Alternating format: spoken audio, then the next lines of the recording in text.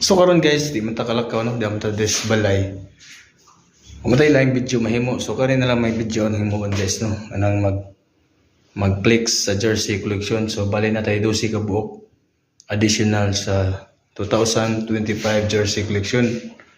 So mo na siya 12 ka buok no. Ana ang nadugang sa atong collection. So kani Indiana Pacers ni siya nga style pero ang nagkuan ani big game sports apparel ana. Pre-customize ka pa na siya guys. Pwede mo patang logo. Diyan. Kining uban. Kaya siya sa his grace na ni. So pwede ka po na ba ma-customize tanan. Kani sa his grace ni siya guys. Kani siya. So daghan-daghan ni siya guys. Ano pre-customize ni sa tanan. Ang team name, number o apelyido ray pwede alis na ani no.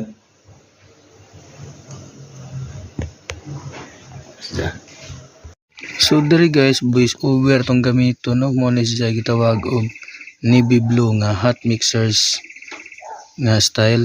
So mo ni siya kani siya All Star 2025 jersey naka NBA cut ni siya guys no. Gikan ka po na his grace jersey. Kani guys mo na ipakita na sa previous video na makita naman ninyo sa akong YouTube na customize ka po ni siya. Hasta ning usa Lakers ni pero customize ang team name, number ug apelyido nya mo ni ijang style. So diri guys kining maroon sa Tyke Base Athletics na ko nagkuha ani guys no. So nindot pud ang Tyke Base Athletics kay customize nila tanan team name, number ug surname sa nay logo. Sa kini siya guys small letters ni siya no sa Hot Mixers Basketball. So bagong style ni siya.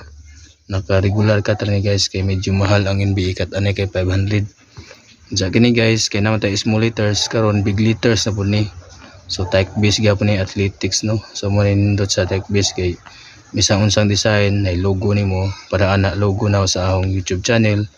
Pwede siya ibutang no. Wa sila limit. Mo customize sila og mobutang og logo. So bali ko ani siya guys no.